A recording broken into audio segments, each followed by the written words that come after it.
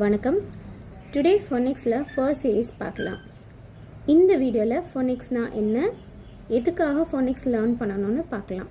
First, ஃபோனிக்ஸ்னா sounds. English வேர்ட்ஸை ஈஸியாக ரீட் பண்ணுறதுக்கு யூஸ் பண்ணுற மெத்தடு தான் ஃபோனிக்ஸ்.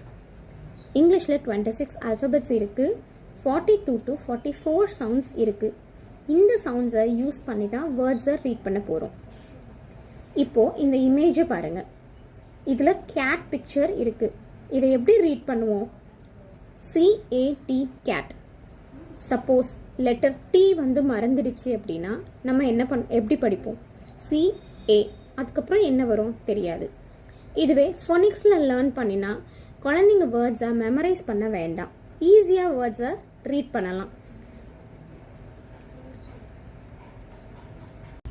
இதை ஈஸியாக லேர்ன் பண்ணுறதுக்கு சில ஸ்டெப்ஸ் இருக்குது.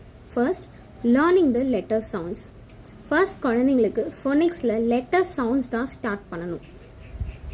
ஏ இதோட sound A as in apple. பியோட sound B as in bat. சியோட sound K as in gate.